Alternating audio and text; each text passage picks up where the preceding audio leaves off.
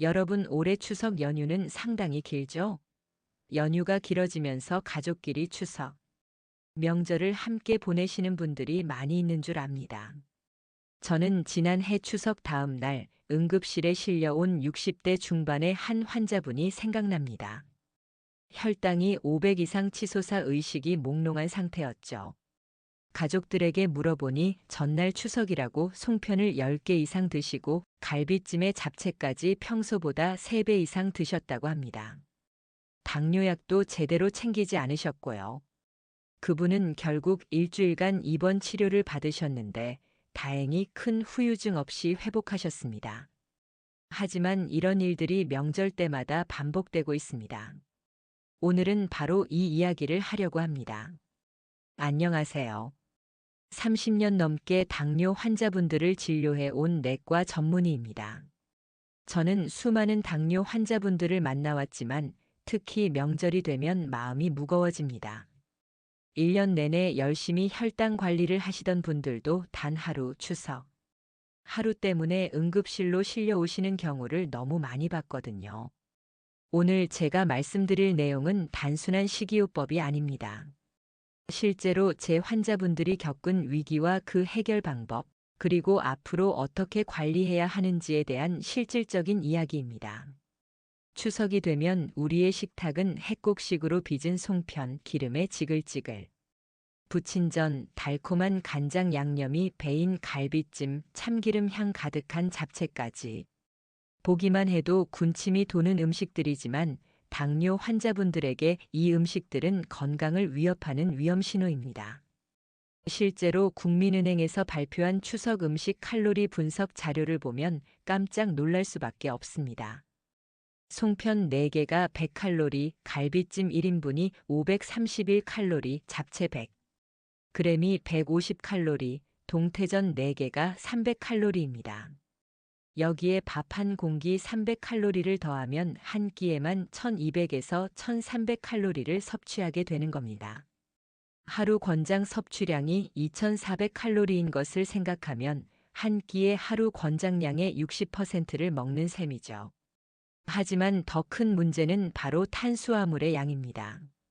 송편은 맵쌀과 찹쌀로 만든 순수한 탄수화물 덩어리이고 깨나 팥 같은 당분까지 더해집니다.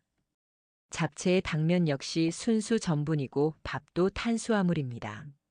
제가 진료실에서 만났던 김순희 할머니 이야기를 해드리겠습니다.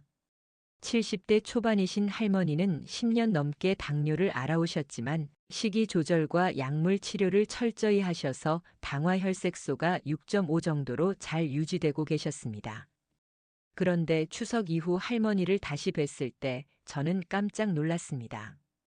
체중이 3kg이나 늘어 있었고 혈당도 평소보다 200 가까이 높게 나왔거든요. 선생님, 오랜만에 모인 자식들이 해준 음식을 어떻게 안 먹어요? 송편도 맛있다고 계속 권하고 갈비찜도 엄마 좋아하는 거라고 자꾸 떠먹여주고 그걸 뿌리치기가 너무 미안해서 다 먹었어요. 근데 그날 밤부터 속이 메스껍고 머리가 아파서 잠을 한숨도 못 잤어요. 할머니께서 겪으신 증상은 전형적인 고혈당 증상이었습니다.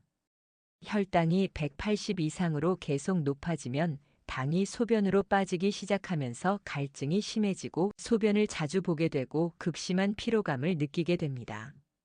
더 심각한 경우 구토와 복통까지 동반이 되었습니다. 할머니의 경우는 그래도 다행이었습니다. 다음 날 바로 병원에 오셔서 약을 조절하고 식이요법을 다시 시작하셨거든요. 하지만 모든 분들이 이렇게 운이 좋은 건 아닙니다. 다음 이야기 전에 구독과 좋아요를 눌러주시면 더 많은 이야기를 많은 분들과 공유할 수 있습니다. 다음은 50대 후반의 박영수 씨는 당뇨 진단을 받은 지 5년 정도 되셨는데 평소에는 혈당 관리를 그럭저럭 잘하시는 편이었습니다. 그런데 추석 연휴 마지막 날, 저녁 갑자기 의식이 흐려지고 구토가 심해져서 가족들이 황급히 응급실로 모시고 오셨지요. 검사 결과 혈당이 700을 넘었고 케톤산 혈증이 의심되는 상황이었습니다. 케톤산 혈증이란 인슐린이 절대적으로 부족해서 몸이 지방을 에너지원으로 사용하면서 산성 물질인 케톤체가 대량으로 만들어지는 응급 상황이 발생하게 된 것입니다. 이분은 입원 치료를 받고 다행히 일주일 만에 회복하셨습니다. 박 씨의 경우는 추석 당일 아침부터 송편을 5개 드셨고, 점심에는 갈비찜과 잡채를 배불리 드셨고, 저녁에도 남은 음식들을 또 드셨다고 합니다. 게다가 친척들과 만나면서 평소 드시던 당뇨약을 까먹고 안 드셨다고 하더군요. 3일 동안 약을 거르고 고칼로리, 고탄수화물 음식을 계속 드셨던 것입니다. 이런 일들은 많은 분들이 명절 하루쯤은 괜찮겠지, 1년에 한 번인데 뭐라고 생각하십니다.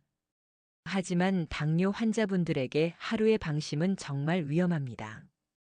대한당뇨병학회 자료에 따르면 당뇨병 환자의 식후, 혈당은 식사에 포함된 탄수화물의 양에 가장 큰 영향을 받습니다. 그런데 추석 음식은 대부분이 탄수화물 중심입니다. 송편, 떡, 밥, 잡채에 당면, 전을 부칠 때 사용하는 밀가루까지 모두 탄수화물입니다. 더 큰 문제는 이런 음식들이 혈당을 빠르게 올린다는 점입니다. 특히 떡은 쌀가루를 곱게 갈아서 만들기 때문에 입자가 작고 소화 흡수가 매우 빠릅니다. 밥을 먹을 때보다 혈당이 더 빠르게 상승하는 거죠. 게다가 송편 속에 들어가는 깨와 설탕, 팥은 단순당이라 혈당을 더욱 급격하게 올립니다. 질병관리청 국가건강정보 포털에서도 당뇨 환자는 설탕, 물엿, 조청 등을 넣어 만든 음식, 식혜, 단떡인 깨송편, 꿀떡, 약과 같은 음식은 혈당을 쉽게 높일 수 있음을 경고하고 있습니다. 세 번째 환자분 이야기를 들려드리겠습니다. 60대 초반의 최미자 씨는 당뇨 진단을 받은 지 15년이 넘으셨고 이미 당뇨병성 신증 초기 단계로 신장 기능이 조금씩 떨어지고 있는 상태였습니다. 평소에는 단백질 제한 시기와 철저한 혈당 관리로 신장 기능 악화를 최대한 늦추고 계셨습니다. 그런데 지난 추석 이후 검사 결과가 예전보다 안 좋게 나왔습니다. 소변에서 단백뇨가 많이 나왔고 신장 기능 수치도 악화되어 있었습니다. 자세히 여쭤보니 추석 연휴 동안 갈비찜을 많이 드셨고 기름진 전도 여러 개 드셨다고 하더군요. 최 씨는 제게 이렇게 말씀하셨습니다. 선생님, 저도 알아요. 안 먹어야 하는 거. 근데 딸이 1년에 한 번 해주는 건데 그걸 안 먹으면 섭섭해 할 것 같아서요. 제가 잘못했어요. 그 말씀을 들으니 제 마음도 무거웠습니다. 이 세 분의 이야기에는 공통점이 있습니다. 모두 가족에 대한 사랑과 명절의 분위기 때문에 건강을 뒤로 미뤘다는 점입니다. 하지만 여러분, 가족을 사랑한다면 더욱 건강해야 합니다. 건강을 잃으면 가족에게 더 큰 부담이 됩니다. 그렇다면 이제 본격적으로 어떻게 해야 하는지 말씀드리겠습니다.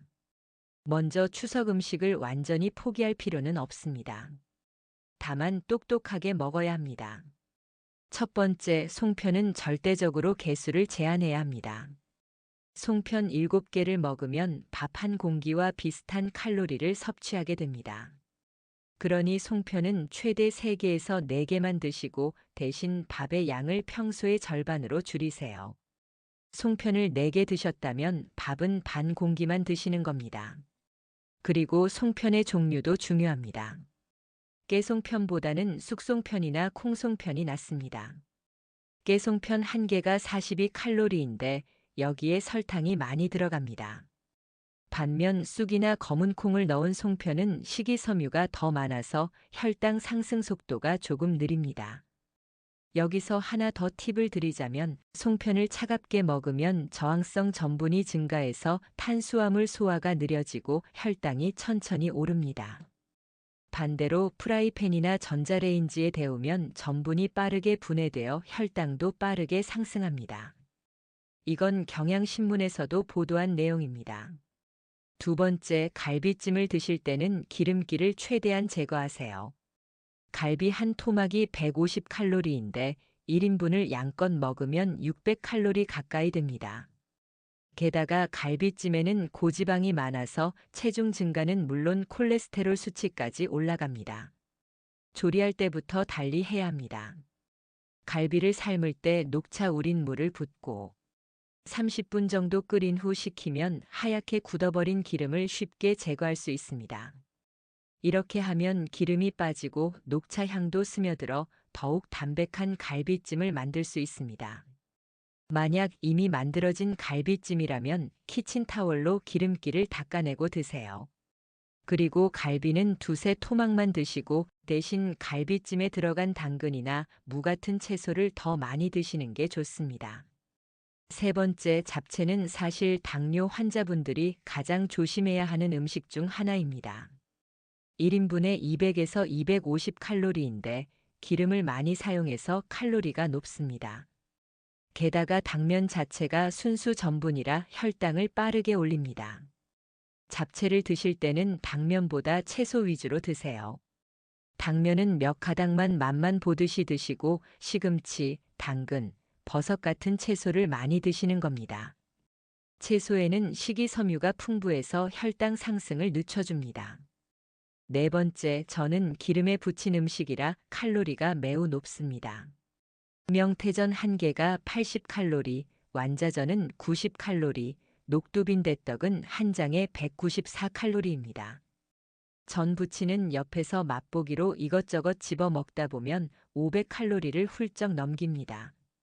전을 드실 때는 키친타월로 기름기를 꼭 닦아내세요. 그리고 전은 두세 개만 드시고 밀가루 대신 채소가 많이 들어간 전을 선택하세요.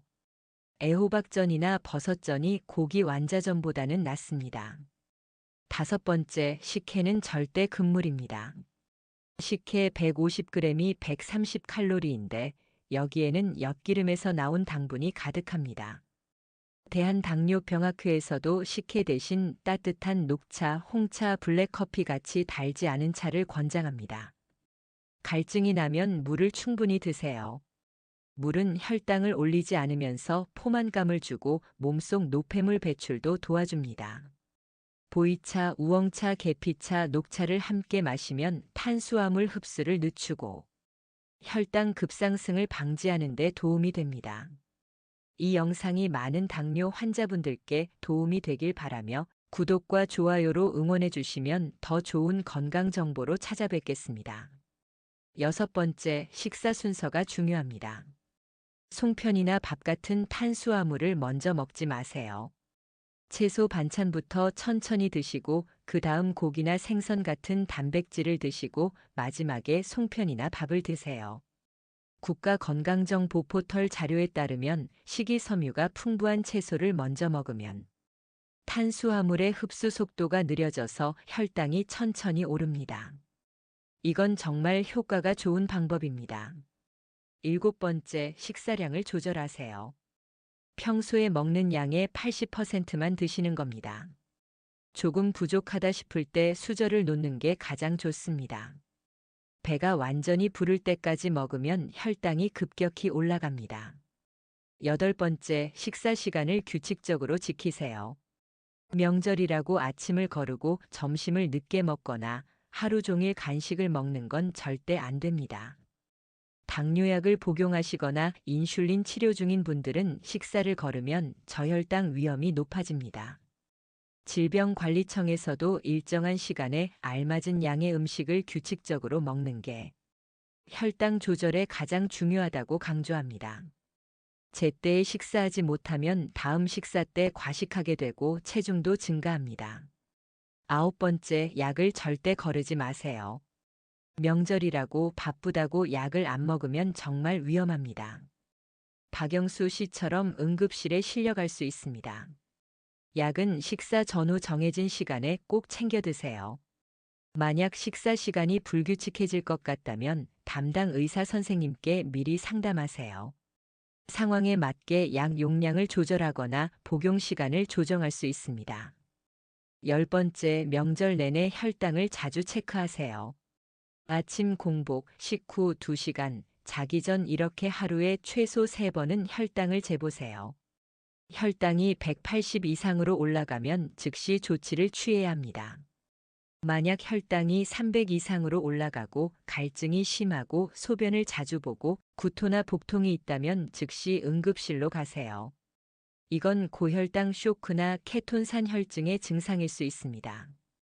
대학병원 응급의학과 자료에 따르면 혈당이 500 이상이면 고혈당 쇼크가 올 수 있어 매우 위험합니다. 11번째, 명절 동안 가벼운 운동을 꼭 하세요. 식후 30분에서 1시간 후에 20에서 30분 정도 가볍게 걷는 게 좋습니다. 식후 산책은 혈당을 낮추는데 정말 효과적입니다. 성묘를 가거나 가족들과 함께 동네 한 바퀴 걷는 것도 좋습니다. 다만 너무 무리한 운동은 피하세요. 특히 심장 질환이 있으신 분들은 갑작스러운 무리한 운동이 위험할 수 있습니다. 이제 추석이 끝난 후 관리 방법을 말씀드리겠습니다. 명절이 끝났다고 안심하면 안 됩니다. 오히려 명절 후 관리가 더 중요합니다. 첫째, 명절 후 일주일간은 특히 철저히 식이 조절을 하세요. 평소보다 칼로리를 20% 정도 줄이고 탄수화물은 최소화하세요. 밥은 반 공기만 드시고 채소와 단백질 위주로 드세요. 둘째, 물을 많이 드세요. 하루 2리터 이상 8잔 정도 충분히 드시면 명절 동안 쌓인 노폐물과 당분을 배출하는 데 도움이 됩니다. 셋째, 규칙적인 운동을 재개하세요. 명절 동안 운동을 못 하셨다면 다시 시작하세요. 처음부터 무리하지 말고 하루 30분씩 가볍게 걷는 것부터 시작하세요. 운동은 혈당뿐만 아니라 체중 관리에도 필수입니다. 넷째, 명절 후 일주일 안에 병원에 가서 혈당을 체크하세요. 당화혈색소는 3개월 평균이라 바로 나타나지 않지만 공복 혈당과 식후 혈당은 바로 확인할 수 있습니다. 혈당이 많이 올라갔다면 약 용량 조절이 필요할 수 있습니다. 다섯째, 체중을 재보세요. 명절 동안 1에서 2kg 정도 늘어나는 건 흔한 일입니다. 하지만 이 체중을 그대로 두면 앞으로 혈당 관리가 더 어려워집니다. 증가한 체중은 한 달 안에 원래대로 돌려놓으세요. 여섯째, 합병증 검사를 받으세요.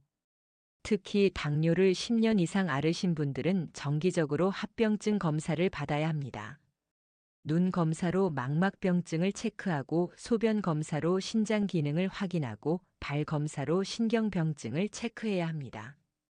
대한당뇨병학회 자료에 따르면 당화혈색소가 1% 증가할 때마다 족부 궤양의 위험도가 1.6배 증가합니다.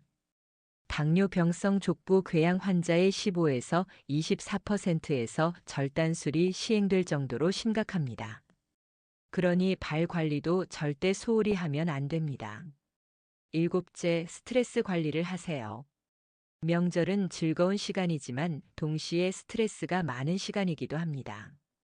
음식 준비, 교통 체증, 친척들과의 관계 등 스트레스 요인이 많죠. 스트레스를 받으면 스트레스 호르몬인 코티솔이 분비되어 혈당이 올라갑니다. 명절 후에는 충분히 휴식을 취하고 좋아하는 취미 활동을 하면서 마음을 편안하게 하세요. 스트레스 관리도 혈당 관리의 중요한 부분입니다. 여덟째, 가족들과 대화하세요. 가족들에게 당뇨의 심각성을 알리고 명절 음식을 권하지 말아달라고 부탁하세요. 가족의 이해와 협조가 있어야 명절을 건강하게 보낼 수 있습니다. 김순희 할머니는 그 이후로 가족들에게 솔직하게 말씀하셨습니다. 엄마가 당뇨가 있어서 이런 음식들을 많이 먹으면 정말 위험해. 엄마가 건강해야 너희들을 오래 볼 수 있으니까 앞으로는 음식 권하지 말아줘. 자식들도 할머니의 말씀을 듣고 이해했고 그 다음 명절부터는 당뇨 환자용 식단을 따로 준비해 드렸습니다. 아홉째, 정기적으로 병원을 방문하세요. 당뇨는 평생 관리해야 하는 만성질환입니다. 3개월에 한 번은 병원에 가서 당화혈색소를 체크하고 1년에 한 번은 종합적인 합병증 검사를 받으세요. 영국 당뇨병 연구에 따르면 당화혈색소 수치 1% 감소가 미세혈관 합병증은 37%, 심근경색은 14%를 줄이는 것으로 나타났습니다. 철저한 혈당 관리가 얼마나 중요한지 보여주는 연구 결과입니다. 10번째, 목표를 명확히 하세요. 당화 혈색소는 6.5에서 7% 이하로 유지하는 게 목표입니다.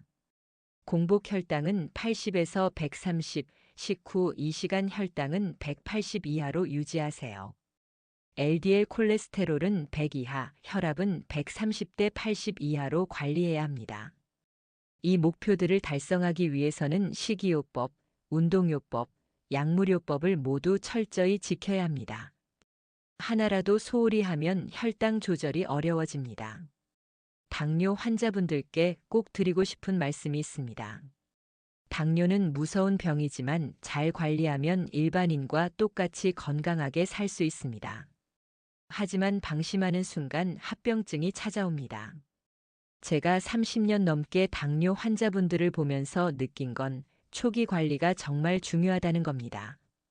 당뇨병 관리 및 합병증 시험 연구 결과에 따르면 적극적인 혈당 조절이 미세혈관 합병증과 대혈관 합병증 발생을 모두 낮춘다고 합니다. 망막병증, 신장병증, 신경병증 같은 미세혈관 합병증과 심근경색, 뇌경색 같은 대혈관 합병증을 예방하려면 지금부터 철저히 관리해야 합니다. 일단 합병증이 생기면 되돌릴 수 없습니다. 진행을 늦출 수만 있을 뿐입니다. 최미자 씨는 그 후로 더욱 철저하게 관리하셨습니다. 명절에도 식단을 철저히 지키시고 매일 운동하시고 약도 빠짐없이 드셨습니다. 그 결과 신장 기능이 더 이상 악화되지 않고 현 상태를 유지하고 계십니다. 박영수 씨도 그 이후로 명절만 되면 더 조심하십니다. 혈당계를 항상 가지고 다니시고 약도 알람을 맞춰서 꼭 챙겨 드십니다. 가족들에게도 당뇨의 위험성을 알리고 협조를 구하셨습니다. 여러분, 당뇨는 평생 관리해야 하는 병이지만 동시에 관리만 잘하면 얼마든지 건강하게 살 수 있는 병입니다. 포기하지 마세요. 명절이 무서워서 가족들을 안 만날 순 없잖아요. 대신 똑똑하게 대처하세요. 오늘 제가 말씀드린 내용들을 잘 기억하셨다가 다음 명절에 꼭 실천하세요. 송편은 3개만, 갈비찜은 기름기 빼고, 새 토막만, 잡채는 채소 위주로, 저는 2~3개만, 식혜는 절대 안 됩니다. 대신 물과 차를 충분히 드시고 식사 순서를 지키고 식후에 가볍게 산책하세요. 그리고 가장 중요한 건 약을 절대 거르지 않는 것, 혈당을 자주 체크하는 것입니다. 명절 후에는 바로 병원에 가서 혈당을 확인하고 필요하면 약을 조절하세요. 오늘 제가 말씀드린 내용이 도움이 되길 진심으로 바랍니다.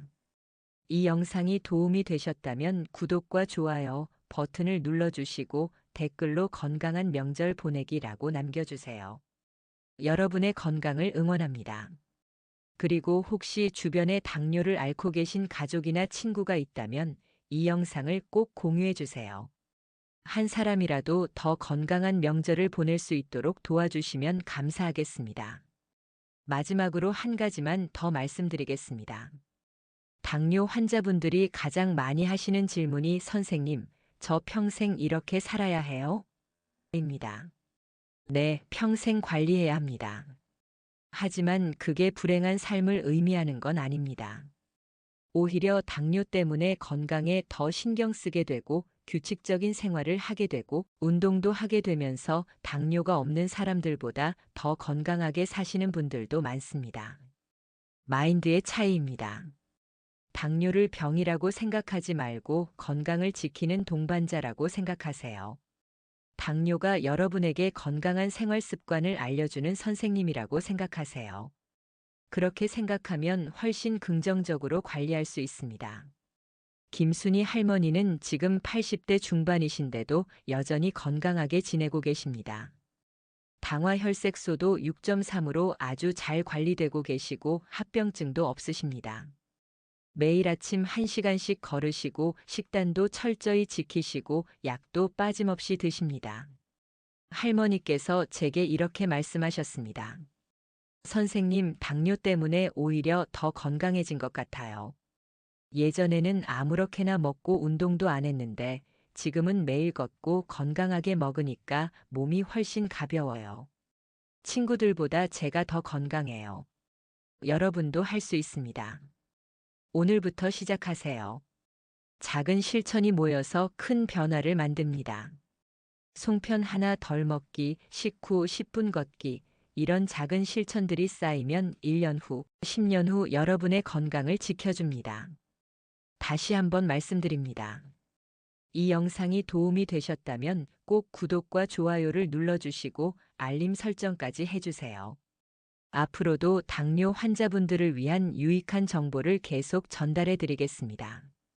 건강한 명절 보내시고 항상 건강하세요. 감사합니다.